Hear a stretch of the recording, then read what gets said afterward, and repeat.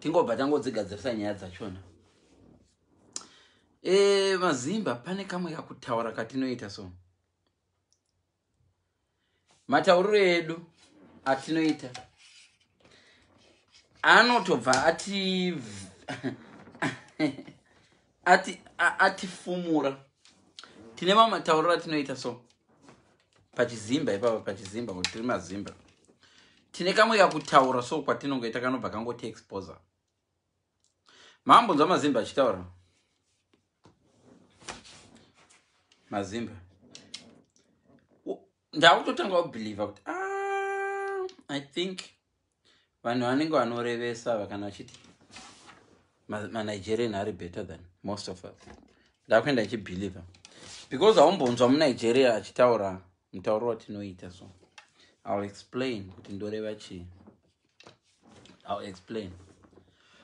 Unozati dzimwe nguva muzimba so unogona munzwa achidescribe zvaanoda kuita.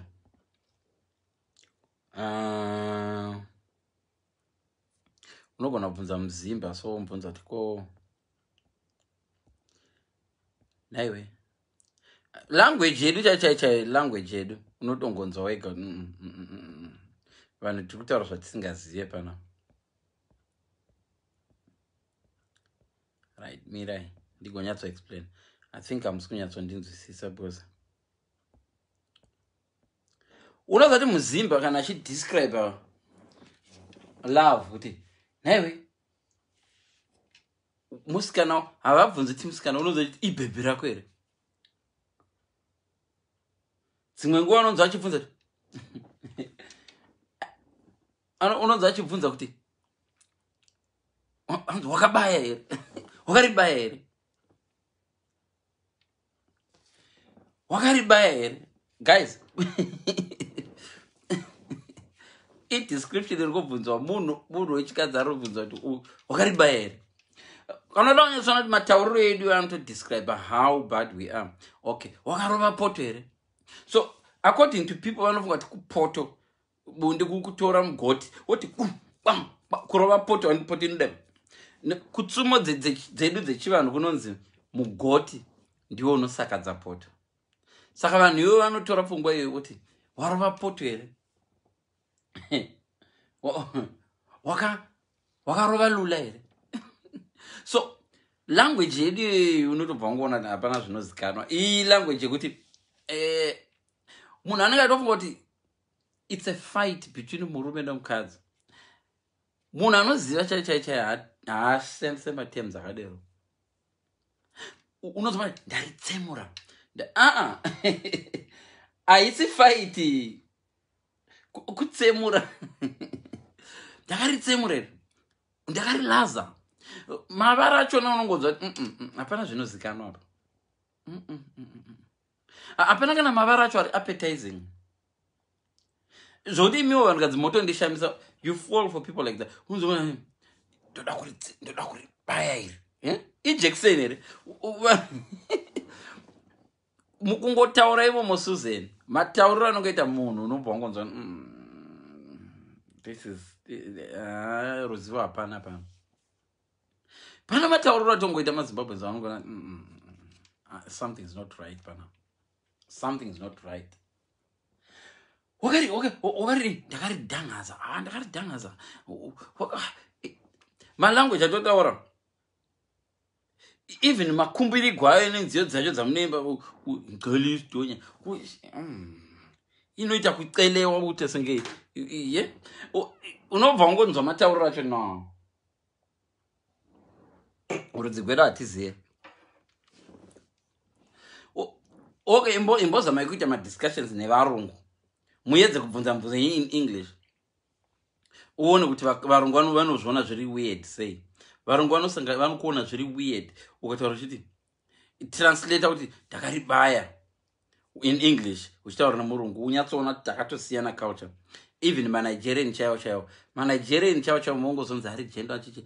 Nigerian the way they speak nenyaya yebonde are different than isusu vanhu vekuZimbabwe. And I think ipapo ndo patogara tatongoonekwa kuti hapana zvinozikanwa. Because the way we speak isusu kana titaura bonde ndarova poto ndakaritsemura ivo ndikariisa even description yachona hona mazigaro iwe ndakaripedzera ndakaripedzera unoza kuripedzera chasenge yaive fire yaive fight yokuti ndakaenda ndikanoita fight naro ndikarirova nekuseri ndikaripedzera matauriro yedu andongoradza kuti hapana zvinozikanwa ende zvese zvatinotaura zvidei tinozvitransfer tichizvisa kunana sister vedu through varoora bcause muroora ngati ndagarisa sitete nhasi murume wangu asati awe ndagarisa panouya kunoku ndoda kumbotsemugwa handa kutotsemugwa vakutransfer language yedu kunana sisi vedu and then vana sisi vedu votofunga kuti bonde kutsemurana no zvatinodescribe madescribero atiri kuita iwayaya iwawo madescribero atiri kuita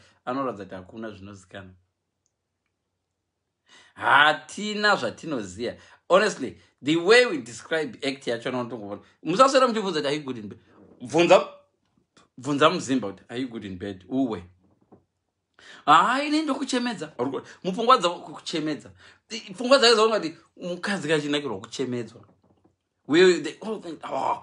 language yacho ndotoona kuti hapana zvinozikanwa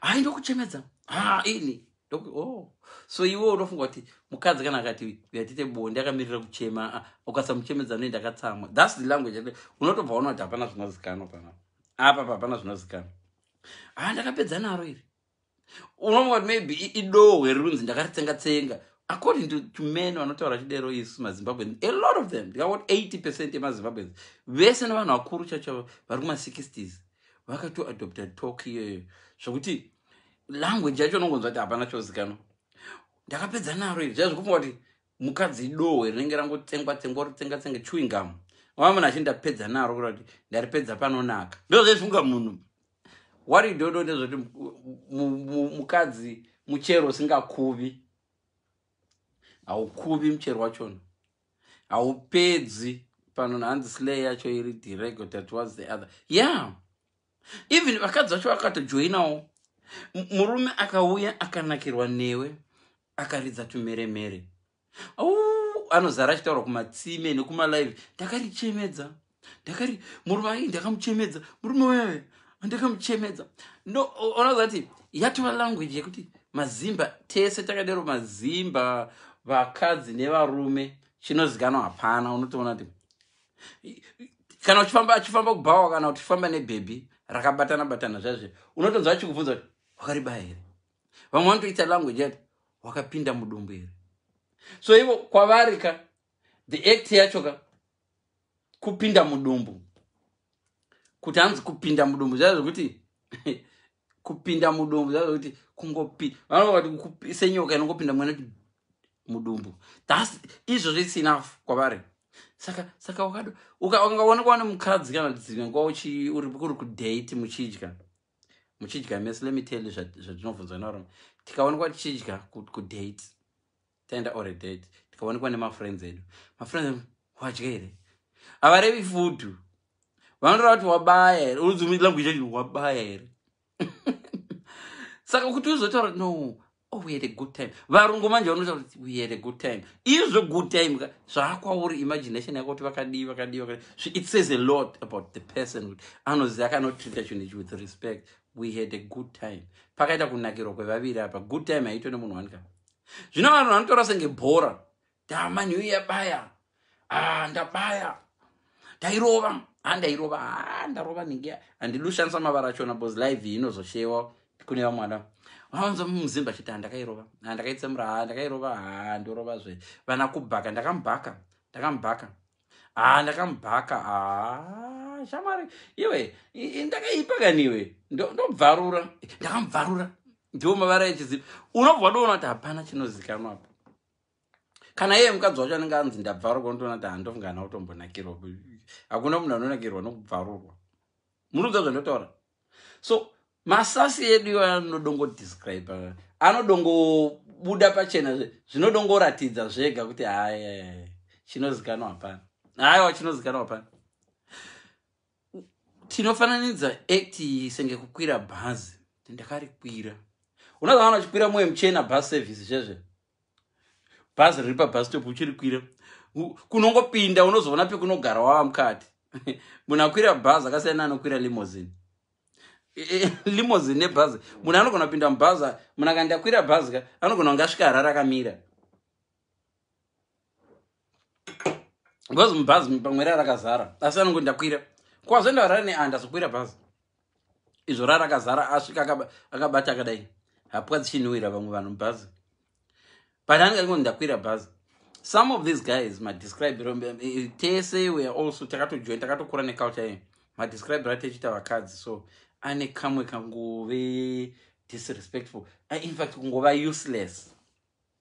Saka chandazodzidza ndechokuti ndudzi dzekunana Ghana idzinana Nigeria they don't seem to use those terms. Maybe that's why tichizonzi vakadzi vekwedu ka varume vekwedu maybe ndokusati tichizonzi hatinyanyi kugona because varume kunana Nigeria havataure zvakanyanya kudero zvazvokuti vanoti vamwe vajoinawo futi I smashed that thing man. Yeah, vanozviitawo futi kuNigeria. Saka inotori language yevanhu vatema. I smashed it man, I smashed it. Zvino hakuna chinhu chinosmashwa chichisara chinakiro. Act iyo inodongora ide dandiri mukadzi kai munhu anotaura sezvo andokupedzera ini hauya ndichakuvinga iko ndokupedzera. Even kana vachiuya kumaraini kwako musati madanana paipai akati ndiri kupfuura nekulest anonzi ndinowana pekuvata here ndikauya ndozowana pekuvata here. It's just disrespect.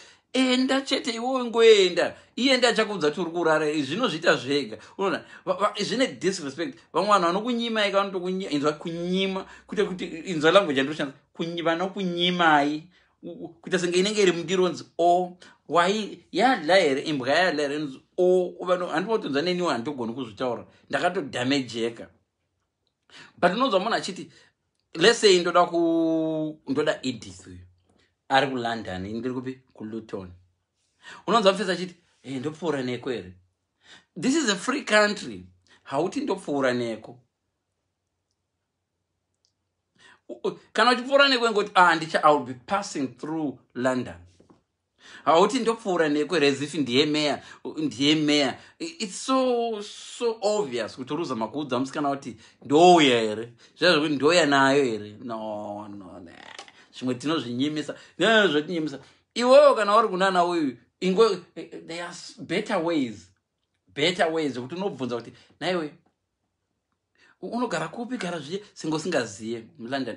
Really ndiri kumwe kunonzi kupi unokuziya really deonga uri free ka taitoonana andikuona pota kuti unotofona day before Susan unenge uri kudhabha here ndouya here ndikauya ndozowana pekurara here ndotoke mazimba ndikauya unozondipa pekurara. Omana enda kana akati come for tea iye achida kuzipunguzwa kupa kwekurara anotokudza ega kuti kwasviba zvinoenda kwasviba kudai kaka watomudziwa kuti upekurara iwo uchazi ndovata pai kana aroti zvinoenda kwasviba kudai zvako zvaita ndiri kuya ikoko handidi uzofambira mahara gara wandiudza kuti unozondipa here maiweka ndo language yechizimba. Handidi kufambira mahara ndikavaya ikoko uzondinyima lula kokandinyima unobva ngona kuti hazvizikani. Zvimwe zvacho enda uri iwewe zvosvika palevel rero kuti munhu anopedzera afila ega kungoita ende izvo zvacho zvisava zvokuti ndakarova poto.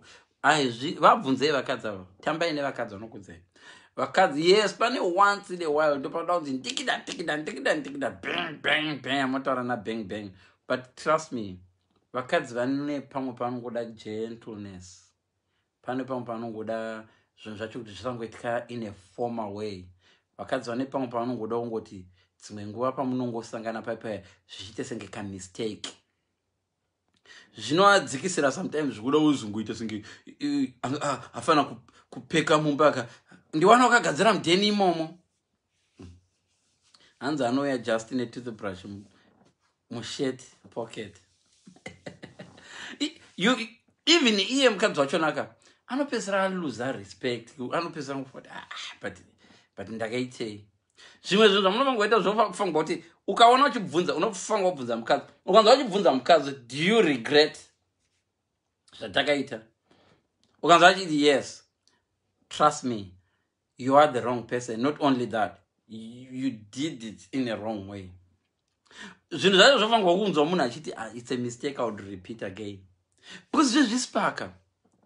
Okay, iwe uri kuzviziva kuda kunoita zvivara racho rawashandisa lula rachona. But svikavo mutauni imomo uti iwe hapana kwatinganodya, I'm hungry. But hotanobika sadza kane mazondo. Usanobika sadza nemazondo. Mari yacho chero yemazondo hauna kumupa. Uri kuona ndotaura? Iye ndo tofanira kugadzira mazondo. Ndiwana wakagadzira bed kamashitsi akawacho. It's too obvious. Not only that, let's change, guys. No, that's what guys do. Zimbabwe, you know what, guys? Hapana chinozikano. Varume kuZimbabwe hapana chinozikano. Because they show up and give us chinozikano. Because Mitauro yedu anobva describe as ndakarova poto, munhu anonzi ndakari. Dzimwe nguva anenge achiruka munhu kashoti zvako kasingatosviki 5 foot. Asi ndakari pidiguri iwe ndakari ruma ndakaridya. Uita senge munhu arikudya chakata kana kuti arikudya hacha ndakari kana zivisi zimwiwa rinongodyiwa wakanyarara. Ndaridya zimwiwa. Ndaripidigura. Ndaripidigura. God. Ndakaritsemura. So unobva utongoona kuti zvinozikanwa panapa mazimba hatina zvatoziva man. So zvimwe zvinhu iwona uchitozviziva, iye anotozviziva. Zvimwe zvacho ngazviitewo senge zvinongori nekamwe kalevel kekungoita senge kaneusexiness. Kalevel kekungonekumwe kausexiness kuti unosvikawo so kuti you're looking good. I didn't even know kwete ngosvikira pamba. And kana uchisvikawo pamba usvika nezvimapaper bagiwo zvazvo. Can I bring something? Kana kuti no, I'm home. You can pass by. Do you want something to drink? Pero ndoya newine here. Aiwa. Iye ngataura. Ndoya newine zvazvo kubva wadomuradza ndoda kuzokudhakisa ka. Pesa ndavata ikoko. Do you want something to vana variko here? Iye kana ati uyakumba ka. Aroziya makuzvari kukumba kana kune vana. Iwe ukaenda kumba kwacho kana kune vana. Actually semuna uya pane vana. Kwedu ungosvika pane vana udungumubata pane vana vake apa asati ambovaintro. Some of these things zvinoisa vasikana vedu vasikana pakona. Pekunobva wamufila kumudisrespect ipapo next 2 weeks hauchaansi phone futi yake. So kana pane vana vosvika semienzi. Vakuru vekare vaisvika sevaenzi, dzimwe nguva vaenzi wausingaiti wari. Vana veiko zvino vakutoziva pakaipapo. Masvikiro aita uncle nebhachi racho rodosvika richiturikwa. Munhu achiturika ega bhachi.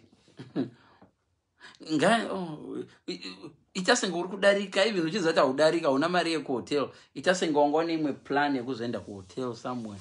Ndiri kudarika but uchisvika wakabatawo something. Food haidhuri kunoko, haidhuri. Kana ane vanoti vana vadya here. Ndiye iwe unongoida kuzoti vana vari no vana vakaenda kwababa wavo. Saka ndouya zovatazve. Kana vana vakaenda kwababa wavo yati buya. Mupewo chance yokuti ambofeelawo like she is in control. Iyevo pachake. She is in control. Vanodawo kuve in control. Tikavabatira kubva kare vana va. Paakanga akarohwa anga achingobatirwa nemurume. Iwe futi uri kuuya kuzomunyenga kwacho kumupimba kwacho uri kutomubatira nemashoko ako uri kutomubatira. Wabika here. Mana aibikira murume wake iwe hausati watomborora nekurora kwese kana kumbopiwa zvamuti kupiwa kwachona. Hausati wakutomubvunza kuti abike here. Imbomudza kuti ko ndikauya nefood. Todyira. Uitawo sengo usingadi kuuya kumba kwake. Ndiri kudarika neikoko. Ndiri kudarika pedo netown yenyu. Really? Uri kuendepi? Urewo kamwe katown kari nechepamberi pacho. Handutongeta paLeeds ndotsoka manje. Izvo hausikenda Leeds wabva une intention yekudosvika kumba kwako mota mako imomo unazvo zvese matoothbrush nemakondomu arimo zvese zvirimo. So mukusvika imomo wosvika zvakaita senge uri kudarikawo. So you live in Leicester. Oh yeah. Unonzwa mumwe munhu akuti saka ndafambira mahara here. Saka ndafambira akutokupopotera because papasina agreement. Papasina agreement. Munhu uyu anga asina kumboita agreement newe. Anga asina kumboita agreement newe kuti uri kuzorara kumba kwangu. But vamwe vanobva to achiri kuLondon kwacho. Uri kumba here? Unenge uri kumba here paweekend? Unenge uri kumba here paweekend? Uye munhu bati ndiri kwangu. Sandouya nekwe imba ndeyake. Iwe chingoti ndiri around those areas. Antona ndiri around those areas. Iye ndiye anoziva tsorowo dzake. Iye akuziva tsoro dzake mudzimai. Saka mukutaura kwedu mutobva tandoona kuti hapana chinozikanwa panapa. Ndoda kuipunto ndagarisa chana ndoda kuipaza. Vakomana ilanguage ruzi kuipaza. Kana uchipaza danga remombe kana kupaza imba soza kupaza it doesn't even turn a woman on. Maybe not turn on nazvo. I don't think it's not turn on. Vakadzika andidi kunyebera. I don't think it's not turn on zvokupaziwa. Ndakarova lula. Ndoda lula mataurirwa ayo yodosemesa ndonga chinhu chingoirezuka lula chivara rudziko ravangozotangwa naingalistonyen ungati story ine maonyeni zvinhu zvinongonhuhwa onyeni inonhuhwa stonyen komana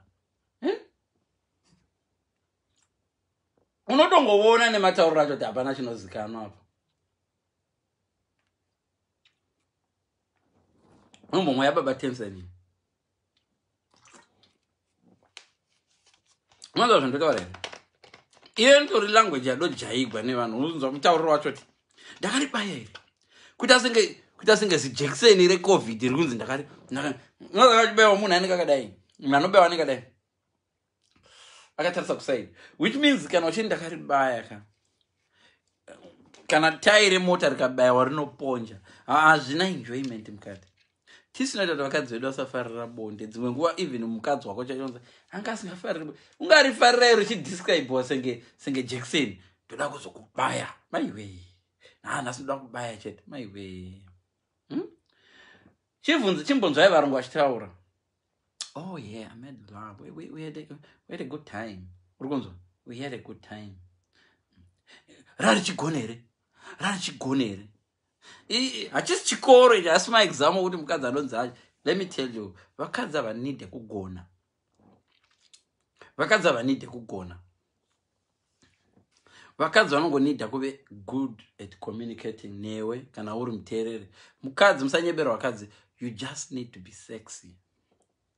Hapana pakambonzi Eva akazopepuka nokubva agona bonde. No. Adam rakapepuka rikaona Eva rikati wow rangu kuti iwe kana uri vanoti sexy kana uchinge uri sexy that's enough kumurume. Musanyeperwa kuti mukadzi anonida kugona. Musanyeperwa. Idzodzo inhema idzodzo. Mukadzi anide kugona. Mukadzi anongopreparewawo. Anozviprepare kana kuprepare. Kuzviprepare kana kupreparewa. Murume yesu unogona kuprepare mukadzi wako for what is to come. Netuma hinsi. Put kuti angachigonere uita senge bhora munhu angachigona bhora here angachinzvenge here. So unongonzwa nelanguage yacho. Imi wakadzika you should judge us. Hapana zvinozikanwa. Ombobvunza murume right. Ombobvunza murume anyway kwaunenge waenda. Umbobvunza murume kuti nai munogonere bonde muzimba uwe description yacho unobva dongoziva kuti aiwa you know what hapana chinozikanwa. Ini amundizimusha inini ndinokupaza inini ndinokutsemura tona hanzi big katona wanda hanzi what about kuputitsa hanzi what about kuputitsa. Ndakariputitsa zvinokana kuti munhu achiti ndakariputitsa ibhora anoza kana bhora richiputitsa mana ndakariputitsa bonde. It's not even sexy kutaura chidero. It's not even sexy. Kana, not at all. Unozoti kuti hanzi ndakariputitsa. Ndipe mamwe mavara yatino anonzo tauro nevarume kana kumabhawa and all that stuff. Munoziva zvakawanda. Nyora ita apa ndinyorera apa ndichiti analyzer ese kupaza ndataura chimwe futi. Akawanda mavara anoshandisiwa nevakomana vekunyika kwedu. We need to change the way we do. Ende vana vedu vakutotora izvozvo futi. Yeah. Youthful language. Language inoitwa nezvanana zvokuchikoro. Murume ane ndebvu dzachena achitaura ndoya kuzorekite okuririkita. Ndoya kuzorekita. Ungati bhora rechikweshe. Ungati bhora rechikweshe. Ndoya kuzoisa. Ndokuisa. Unoza kuisa kutora chinhu kuchiisa kuchigadzika. Mana, it makes you feel like you're crap. It makes the lady feel like chinhu chinongonogadzikwa. Ndanchirumbotaura kuti vakadzi, you don't need to be good in bed. Mukadzi good in bed yako ndiwe zvauti preparing yourself. If you just look good, you prepare your body. Body yako haichanyanyi kuita marengenya. Kwese nekokwa kunyanya ngoita mamvura, control mvura dzako and all that stuff. Wadonaka. Kunaka kwemurume ndiye anozviitira. Murume weye ndiye anozvigadzirira kunaka. Kwa kwanza mukadzi anonzi anonaka zviri umume murume. Murume ndiye anozvigadzirira kunaka kwemukadzi. Musanyebero vakadzi. Hakuna mukadzi anonzi anaki. Ukoona vemukadzi anonzi anaki iproblem yemurume wacho kunyanyanyanya. Rakangomarara. Harina kuomarara. Wakaribata parisingadi. Inzo rodonzi ra. Hanzana mbozanzi akaomarara. Musikana yeye akaomarara. Rero rodonzi ra. Zino racho rinoiswa mupanda ra. Rinyi recho. Rero rodonzi zi. Handidi kutaura mavara iwayo.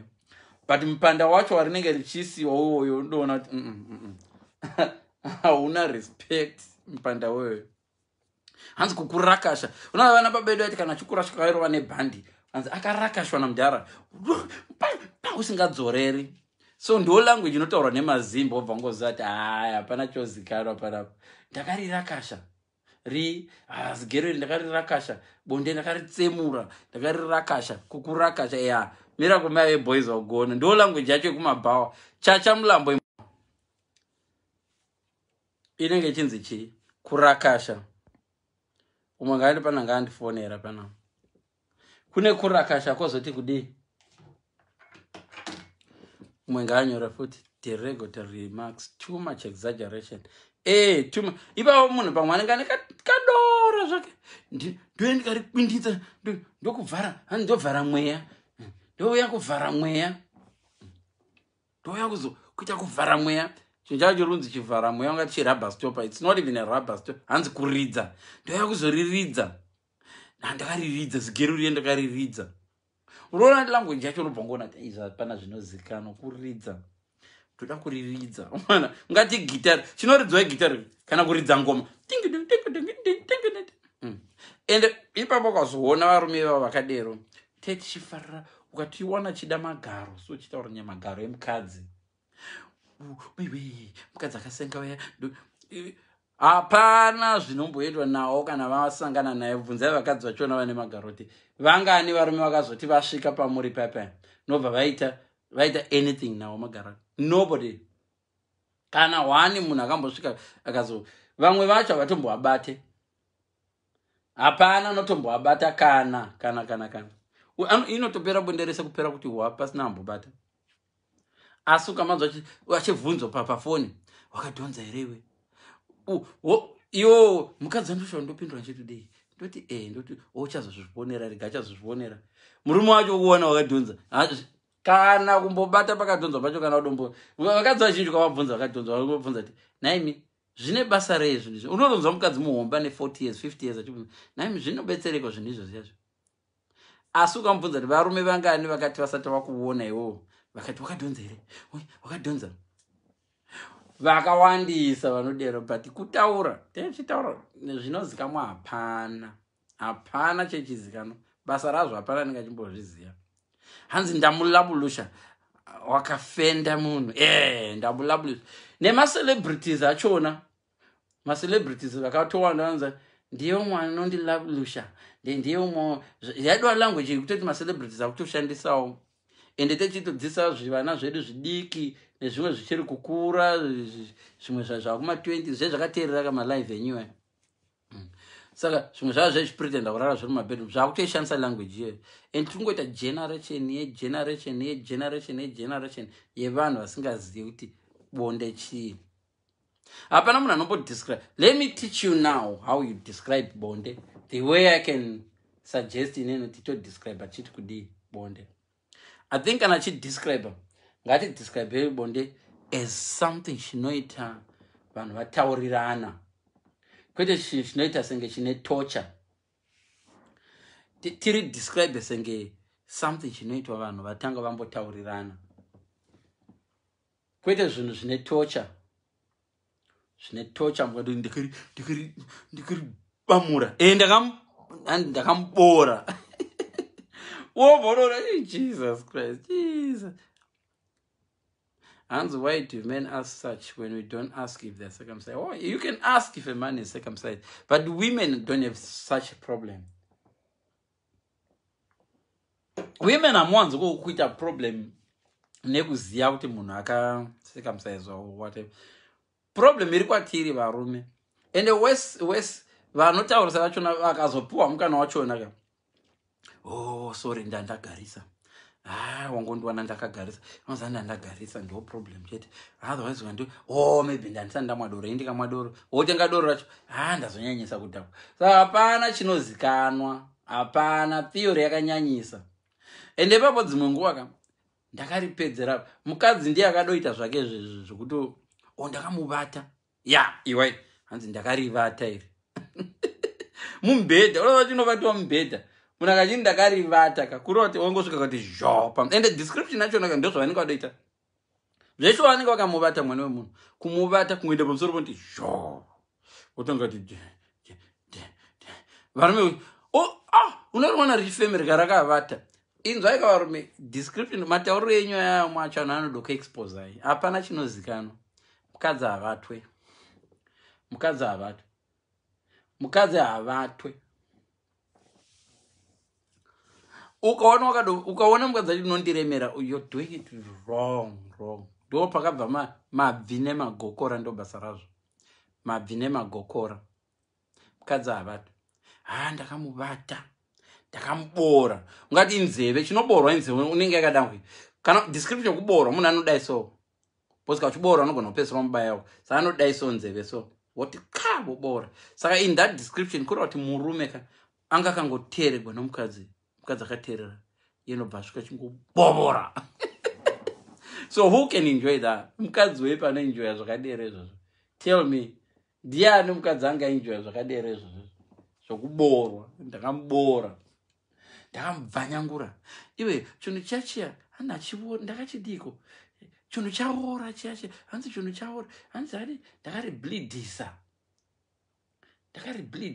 Ndakaridiko. Ndakaridiko. Ameno malanguage. Nasa toita mashoma. Depa pane vanhu vanonyatsondowanzoenda pamalive angu other page kwangu main page. Ndo vanonzo maziya mavara ya. So nasi ndangoitira live kuno because ndakatobhano. Ndatoona ndatowedzerwa mazuva ndanzi 30 another 30 days pamusoro. Hanzi ndakamusandura. Ndakamushandura. Sa kunge frozen chicken. Kana kuti gwangu ndakamugwangura. Ndakamugwangura dewa. Unonzwa language yatinoshandisa iyo pabonde dzibongo inopezera yatoratidza kuti umana atiziye chinhu chatiri kudescribe. Ndoda kumugwangura. Umana unoza kugwangura kuita sei? Kudya food zvekungodyira kuti usarata nejara. Main meal memadla maybe kuma 3 kuma 4. But chinguvata umana usiku hwakareba uko. Rega ndichingogwangura. Ndokonzi kugwangura. So iwe kana kuti ndakagwangura mukadzi. Kugwangura mukadzi hayo. Unoza description yacho ndoti vanguona wega kuti. So kana iwe uchifambira mukadzi ari kune imwe town. Ndakukudzisa manje. Mafesi. Uchidrive hauti kumfesi wachona. Hauti kumsikana. Iwe unenge uri wega here ndiuye kumba kwako. zvino dzasove mwakadzi wachitopedzera kutozoti ndiko because zvino irritata ansiya sekuru vapi futi zvino irritata no ilanguage iyo kuti kubvangura ilanguage yekumusha kwedu totozvitaura kubva kuzvishava tichikura taingozviwa handisi taura zvomunhu pana ilanguage yekumusha kwedu kuzvishava nei kulanguage kwedu wainzwa kuti ndakamubhaka ndakamuchochonya nakutsotsonya yana uyu ndakutsotsonya chinotsotsonya inzungu dzedzonzi uchidai uchidzivhura ndakutsotsonya it's ilanguage yeyo kungoti dzimwe dzenguva mune uchitaura language iyi ndachitaura kuti kana uchienda pouncing one yekujuma ndakamujuma ilanguage yemunhu aunoti ndoisa musoro ubati ndi yose so ilanguage yatinotaura isina respect inoita kuti musikana kana munhu anenge atsotsonyawaka anoregreta the act ukaona iwo uchibvunza musikana wakambonoita zvauri kutaura izvozvo achiti I regret it, I will not do it again. Most of them will always regret because azvina zvinhu zvanga zvitesenge zvisiri organized vasikana vanodawo kuva in charge imbowapa iwe unoziva kuti ndiwori in charge because iwe ndione chichapinda ndo chinozwa mwena hauna control because otherwise mwena hauna control but usazobva waratidzawo mwena kuti mwena hauna control imboitawo kuti mwena uite senge une control hanzi kumubhauda wauyadere ndakamubhauda ibhaudhi unoziva bhaudhi zvarereita kubhauda bhaudhi rinoita kusunga rishinga rotanga ripinda zvinyoronyoro bhaudhi rozopedzera tight razosunga ende kana ushandisa bhaudhi I can assure you bhaudhi harinakirwe handifungi kuti bhaudhi rinonakirwa saka muna bhaudhi iwo hana kunakirwa. Then when we are king Nigerian, you are my queen. Oh, my sister. No. Rokupa 150 so Nigerian. Richida kukwira. Rigweda zenga risingazithi kuna chichonzo kukwira. Oh, no. When I get back to my house today, I'm going, I'm about